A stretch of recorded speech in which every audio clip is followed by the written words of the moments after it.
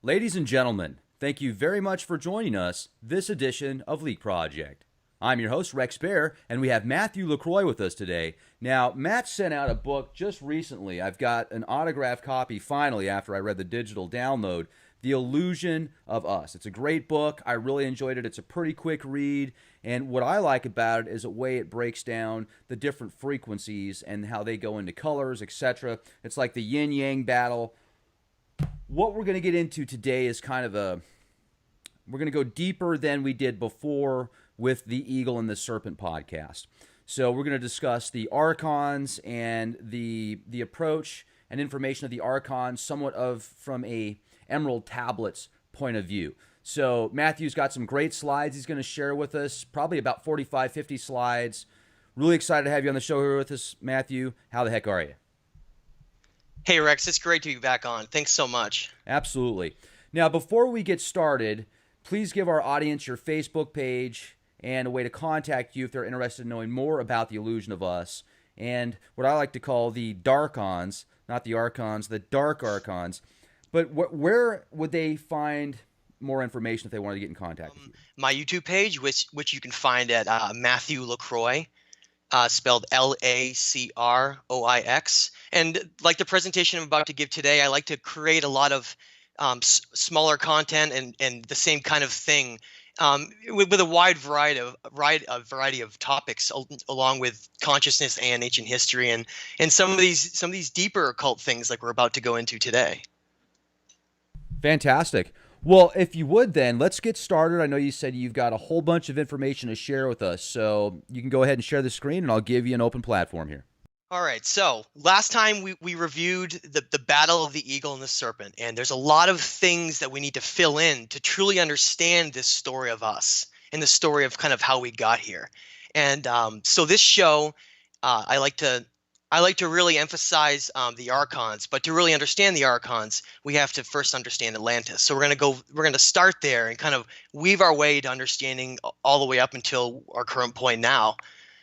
So this is the fall of Atlantis and the rise of the Archons. Let's begin at the very beginning. There's great mystery that still surrounds the forgotten lands of Atlantis, created by the mighty Greek god Poseidon, who is known to the Sumerians as Enki, and protector of the divine serpent knowledge, which has been, smeared by the church for thousands of years. So we still have to look at what important secrets have still managed to survive some of these cataclysms of the past that, led to Atlantis disappearing, and also relating back to some of these practices of dark magic that some of the information we're going to go into, it looks like even connects back to maybe even a portal to lower dimensions. It may sound like something right out of a science fiction novel, it really does, but when you look at the evidence, you start to realize that it's anything but fiction. So let's get a little background first, to understand this epic history that's preceded us, and the secret knowledge that's kind of been fought over for so long. According to the philosopher Plato, mentioning this in two of his writings, the Timaeus and Critias, the subcontinent of Atlantis existed 9,000 years before him, and could be found west of the Pillars of Hercules, which we know of as the Straits of Gibraltar, separating Spain and Morocco. And here's a nice image you can see of separating the two continents there. The name Atlantic is actually derived from the word Atlas, who was actually the first son of the god Poseidon, and who is the king of Atlantis. And the mountain range in northern Morocco is actually named after him, the Atlas Mountains. So it's kind of neat to see that stuff is, all those remnants are kind of still remaining today, and a lot of people don't know their origins. But what made Atlantis so important that we have to understand was far more than its physical beauty, but was the conscious mindset that was contained within the people there. This was known as the serpent or dragon knowledge, which meant universal consciousness of the creator of all. Imagine an entire society, if you will, free from all of the bounds of materialism, money, and war, where their focus instead was on the acquisition of higher knowledge and connection to the world and stars around us. What life would each individual live if they could aspire to that? This information we're about to go through into our ancient past connects back to that very idea and kind of the purpose of what we could be doing and kind of how that got led astray.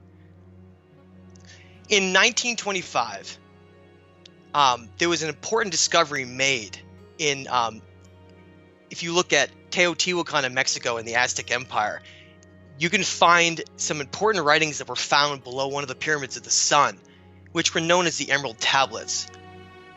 And if you go to Teotihuacan and you look at the site, you find vast underground areas underneath the pyramids. And in one of those chambers, as I said, in 1925, there was a pyramid priest and researcher who's named Dr. Doriel, who uncovered these ancient tablets that we know of as the Emerald Tablets. And the Emerald Tablets contain some of the most important evidence we have for both the teachings and wisdom of Atlantis, as well as connecting to the divine serpent knowledge that eventually kind of fell behind the wayside of history and almost forgotten from a lot of the dark things that happened in between. And the first thing you got to ask is, what is it doing, in Mexico? So, and those are the things that we're going to help reveal here. So, Dr. Doriel, using his deep knowledge, when he acquired these tablets, he translated these, and they're named Emerald Tablets because they're made of this strange alchemical material that is reported indestructible. And so in this day and age, we think of something indestructible, and it seems like complete fantasy to us until you start looking into the idea of alchemy. And if you have a message that's so important, you would have to put it on something that could last forever, because you wouldn't want to risk it being destroyed and lost. And that's kind of the beauty behind the perfection of the alchemist and the path, and along with this message, the message of the Emerald Tablets itself. So if we learn about the Emerald Tablets and the author, you find out it's Thoth of Egypt, who is a later incarnation of Hermes, these master alchemists, right? If anyone has read the book The Alchemist, it's kind of a famous book, I highly recommend it. You become familiar with this hidden world around us that exists of these properties and elements that were the idea of turning like lead into gold, and is that magic or is that alchemy? And so in a lot of ways, magic, taking out of the reference of pulling a rabbit out of a hat and connecting it back to real magic, which is about the manipulation of matter and things around us. That's real magic, and that's what we're really going to go into now. And those represent the fundamentals of alchemy. So these ancient alchemists of our day, you may know them as wizards and sorcerers. Think Gandalf from Lord of the Rings, and you'll begin to get the idea of who these men really were. The hidden world around us of white and black magic is real, and a lot of it's been greatly lost. But you'll see that some of it has been retained in very dark ways, and it's striking to see it once you see it all around you in the symbolism that it represents. So the Emerald Tablets found in Teotihuacan in Mexico were much more than simply these artifacts of antiquity, but they represented the culmination of nearly all of that Atlantean wisdom that was then lost after. So the Emerald Tablets, what they really reveal is who we really are kind of as light beings. And if you look into our genetics in the photons that are at our deepest level, you find that we really are just light beings. It doesn't just come back to a primal animal instinct. There's much more to it than that.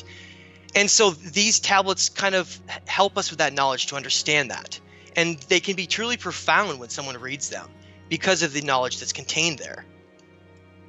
Okay, so the Emerald Tablets, along with other Gnostic writings like the Nag Hammadi scriptures, which Rex has read, and the Book of Enoch, they give us a rare glimpse into some of these pure forms of kind of pre-religion and what it used to be. And this can give us an idea of what these writings were and what they really contained and why that was so important. Think of them as guides to our highest state, these ancient writings.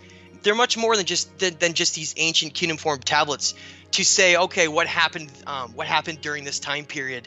They're really about understanding kind of where we were at that time period and then what happened to us. And that's why I think they're so important. So the Emerald Tablets represent 13.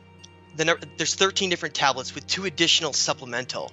And you can notice that there's a strong correlation between the serpent knowledge and also the representation of the coiled Kundalini energy within us. Anybody who practices yoga, meditation, you know all about what that really is, which is all about unlocking the true potential of who we are. And you can trace this back to, ancient Indian religions in the subcontinent, where you get, more pure forms of religion still around, like Hinduism and in the forms of Buddhism. So today, some of these symbols are still around and they're still found very commonly, like in the caduceus, which is our medical symbol today. And this is, of course, this is referencing the legacy of Thoth that was handed down. This was his symbol that was given to him from his father Enki, Poseidon, and it represents our double helix DNA. And I just think it's profound that the two serpents are wound right around that, representing our DNA and all the things that connect to this serpent knowledge. And it's on our medical industry, on all these buildings and cars driving around, and we'd ignore it like it's not there. I need to jump in real quick on that image. Go Let's go back. Let's go back to that image. Go ahead. So if you look at the two serpents that coil together to create the what looks like DNA, essentially if you look at DNA under a microscope, that reminds me of the Baphomet or Baphomet statue, which is actually representation of Thoth, which Satanists have turned into this demonic Satan evil thing. When in reality, Baphomet is representation of both the male and feminine aspects, the alpha, the omega, the yin, the yang, the moon, the sun. It's in representation of everything. And the Satanists took it and literally turned it into a statue of Satan, which it is not. And it even says, if you read into the old texts about magic, that Hermes and Baphomet came from Hermes, and if Hermes is Thoth, well, there you go. Exactly. That's well said, Rex. And so these symbols and these things that connect back to this knowledge and to this Atlantean knowledge has been completely inverted by, as Rex said, the Satanism, and who we're really gonna go over, which are the Archons. But they inverted so many of these things that connect back to who we really are. So we think of them as evil, or the complete opposite of what they really represent. And so I want to read something from the Emerald Tablets that connects back to the evidence of Atlantis. So a lot of people are skeptical of a lot of this stuff. There's been a lot of smearing of the Emerald Tablets, like a lot of this, like we said, the inversion of all this material. And a lot of Sitchin's material, Emerald Tablets material, even anything that connects back to Atlantis has been smeared. But you can look at some of these writings as being some of the most early records we have that were kept of these time periods.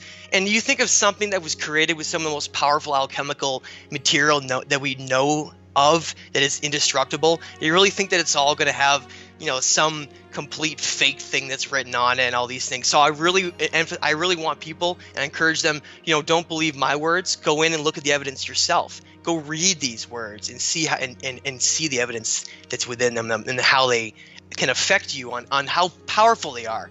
And so in tablet number 4, I want to read this small little quote that Thoth gives us, and it's a really profound quote that helps us understand Atlantis. And he says, "List ye, O man, to the voice of wisdom. List to the voice of Thoth the Atlantean. A long time ago, in my childhood, lay 'neath the stars on long-buried Atlantis, dreaming of mysteries far above men. Then in my heart grew there a great longing to conquer the pathway that led to the stars. Year after year I sought after wisdom, seeking new knowledge, following the way until at last my soul, in travail, broke from the bondage of earth man. Unlocked at last from me was the star space, free was I from the bondage of night. Now to the end of the space sought I wisdom, far beyond the knowledge of infinite man." Thoth answers many important questions about the truth of Atlantis, and even the purpose of our existence here in this reality.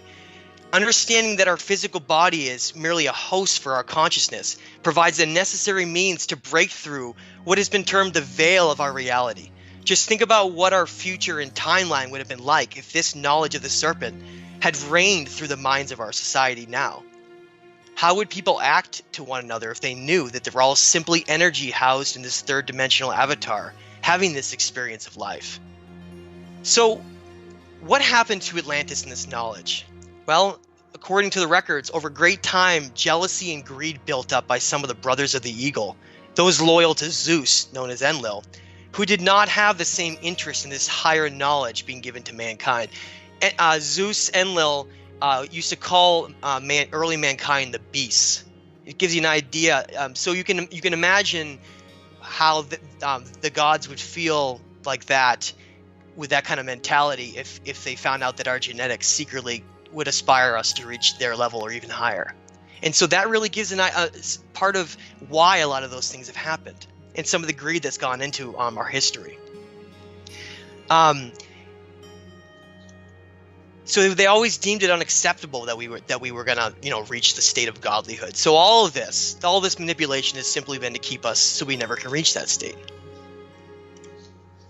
So long before Atlantis existed, Thoth tells us in the Emerald Tablets that dark magic is practiced by some of the gods and men, and is the reason for the eventual destruction of Atlantis and the loss of nearly all of the serpent knowledge.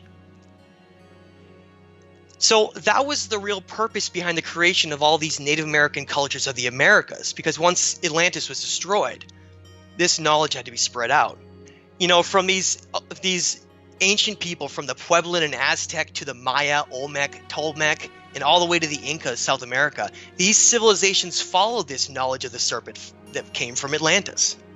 So what we're going to go over and clarify is how exactly these empires became corrupted by blood sacrifice and war, which led to their eventual demise. On Emerald Tablet number 8, Thoth gives us profound insight into these events that led to the fall of Atlantis and this rise of the Archons. So he says in tablet number 8, far in the past, before Atlantis existed, men there who delved into darkness using dark magic, calling up beings from the great deep below us. Forth came they into our cycle. Formless they were, of another vibration, existing unseen by children of earth men. Only through blood could they have form being. Only through man could they live in the world. In ages past were they conquered by masters, driven below to the place whence they came. But some there who remained, hidden in spaces and plains unknown to man. Lived they in Atlantis as shadows, but at times they appeared among men. When the blood was offered, for they came to dwell among men. In the form of man they among us, but only to sight were they as men, serpent-headed, where their glamour was lifted, but appearing to man as men among men. So in that tablet, we learn about the identity of these beings known as the Archons. And you learn that they're in fact this lower dimensional reptilian-like being that has a totally different vibration than humans and seems to hide in the shadows of our reality. I would like to point out that this has nothing to do with the divine serpent knowledge, but rather a physical identifying trait for these beings. Thoth says that dark magic practiced during the time of Atlantis allowed a portal to be opened to a lower dimension, allowing these beings into our reality. The practice of dark magic would lead to the eventual fall of Atlantis and reign in a great era of darkness upon the earth and mankind for thousands of years. The time of Pisces marked the beginning of the rise of the Archons. I've seen that statue before, and that thing does have just an eerie look to it. Isn't it scary? Like a really scary. I imagine a 9-foot-tall reptilian with green scales that kind of comes look at in its with eyes. a wardrobe. It's intense. So the hardest part of understanding our complex history, when I'm talking about the eagle and the serpent, is separating out the Anunnaki gods of antiquity with these Archon beings. In fact, strong evidence that we can find shows that these Archons were able to infect and poison the minds of even some of these great Anunnaki gods themselves. So those minds which were ruled by ego and power are the very same ones which became susceptible to their control. How many jealous gods of the eagle became simply puppets by those who were allowed to come here through dark magic? So the very reason these Archon forces were brought into our dimension by dark magic, by these jealous gods and men, was that they sought power. And because they didn't agree with the direction that humanity was going with enlightenment and reaching a higher state. And that's kind of always been the factor we look at, right? The corrupting factor of always wanting more power and not wanting and being jealous of others. And so these Archon beings were brought here for collaboration for power by the gods, thinking they can control them. the forces of the ego thinking they could control them as gods, when they unwillingly actually became the puppets for them, as they created their own secret agenda, many people call the New World Order. This bargain of power in exchange for your soul will always lead to darkness. Religions called them the parasites of the mind, which fed off of our ancient demiurges to control us. So in the Book of Enoch, which is simply another Atlantean writing, it identifies these dark beings as the Archons and names them, and actually gives them a name. That's where we learn it from. And if you learn who Enoch was writing the Book of Enoch, you see that it's the same author as Emerald Tablets, and that's how we know that their name is the Archons. And it's the same beings that's talked about by Thoth. So the Archons have this ability to be able to control the minds of those that they're able to manipulate, to basically use their energy. This energy spoken about within us is called the Ba energy, and you can see that in a lot of ancient cultures that go back to kind of the earliest stages. It was known as this Ba energy inside us, and it's also been called the life force, the spark, or the fire inside of us. And not every being, I want to make it very clear, not every being in the universe possesses this spark of energy, so sometimes they must seek it elsewhere. This is the reason why these Archons have actually enslaved humanity to create this false reality of our identity, to poison our minds off of the truth of this Atlantean wisdom. That's the whole purpose behind, if anyone thinks of the idea of what the Matrix is. So this false perception of reality that was created here, known as a Matrix, and if anybody watches that movie, just truly profound, they'll understand that a lot of it is more real than they could ever imagine. But this false perception here that we consider the Matrix, it gives us this illusion of our identity and freedoms here, and what we really should be doing here. And my favorite quote to kind of help explain the state of the way we're in now, and kind of how we got here, it comes from Barbara Marciniak, and she states, "The ultimate tyranny in a society is not controlled by martial law, but controlled by the psychological manipulation of consciousness, through which reality is defined so that those who exist within it do not even realize that they're in prison." So this falsely created perception to reality, deemed the Matrix, was created out of altering human history, so giving us a false perception of history, a false perception of a lot of science.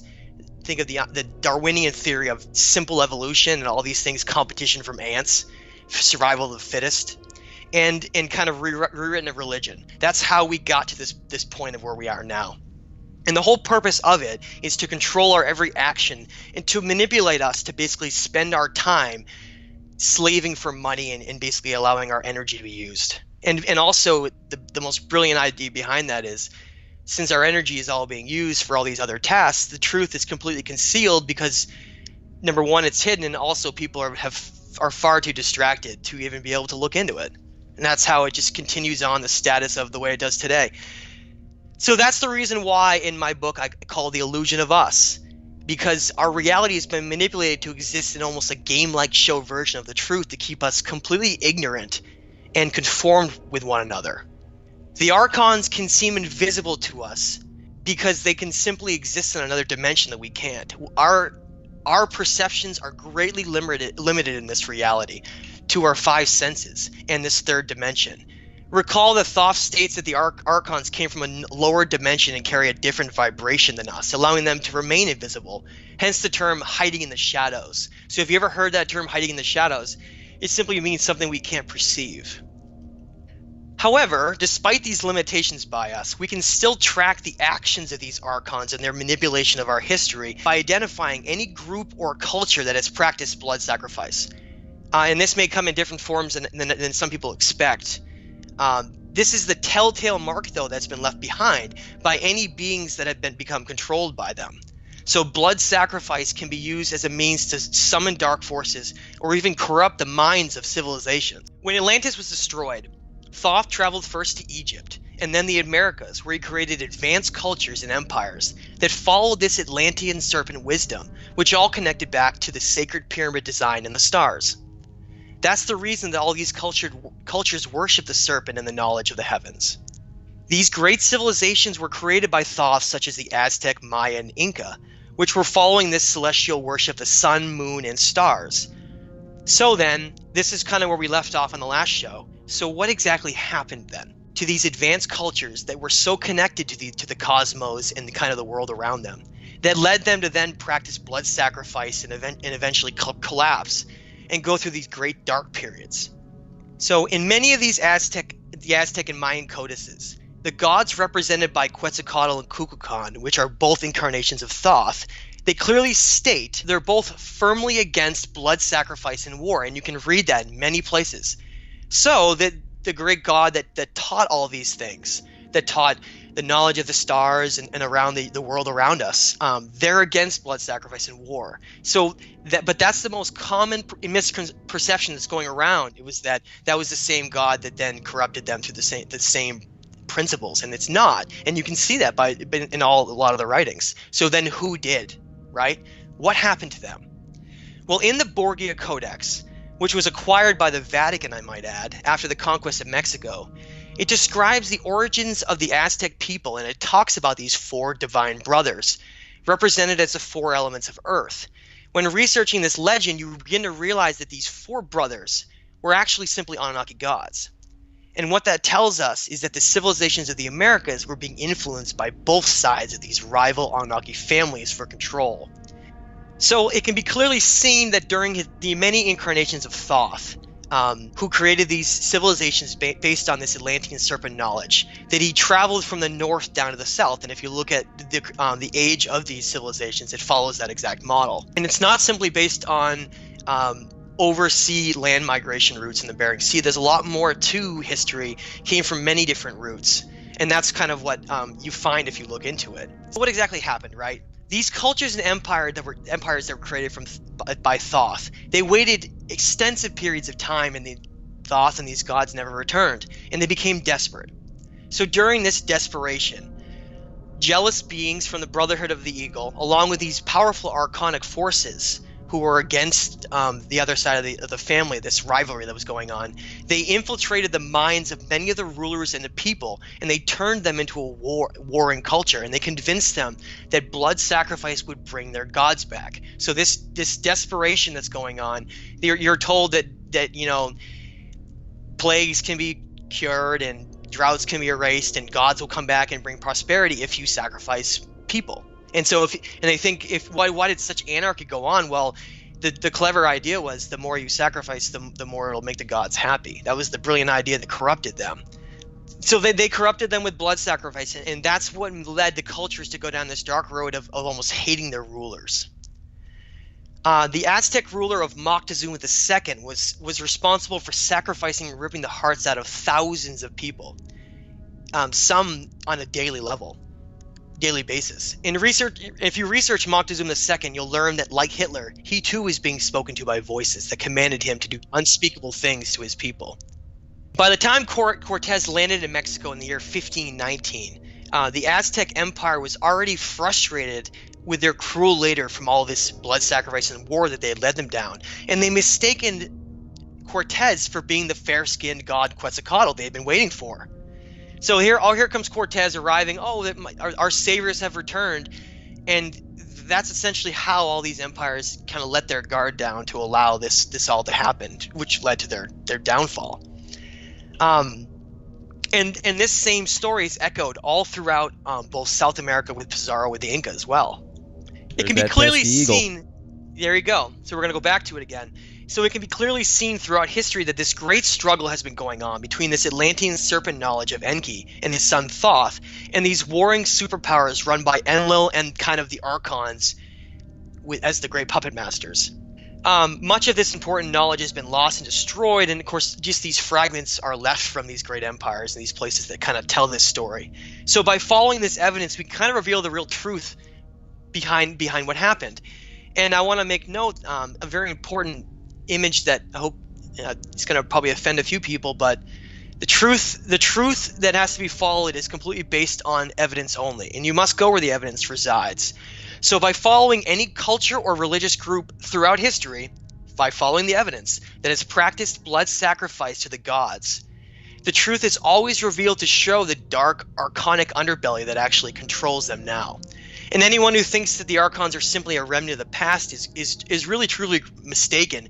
if they simply look at our timeline and how it's been shaped now. Think of the blood of Christ and how it's been related and turned into the very religion it has now of, drinking wine on every time you go and all these things. So drink his blood and eat his flesh. Yes, exactly. And So let me the jump in on that Go real ahead. quick if I can, because Yes. I've done a couple of podcasts recently on blood rituals and different rituals that have been performed with blood for a very long time.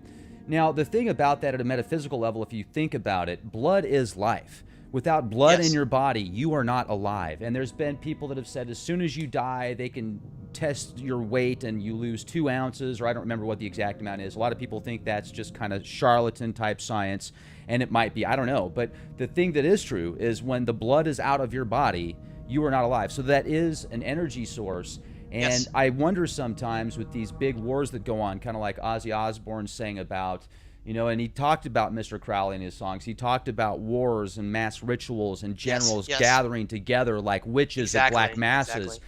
And you've got these blood rituals, blood sacrifice, wars that go on and have been for so long. What you brought up a few minutes ago about how there was a corruption of power, and Yes. then it just to this point of like this behemoth wicked beast that is just has this desire to feed to the point of it's going to eat itself eventually unless it can find a way to break out of that disharmony, in my opinion. And that's right, and that's what we think of when we think of the Illuminati and all the blood sacrifice we see that controls so much of Hollywood and so much of all these, these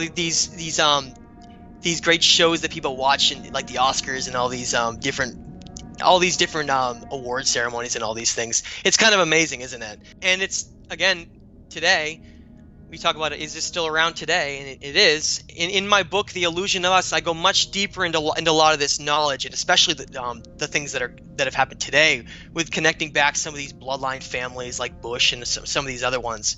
I'm sure, which you've gone over many times before as well.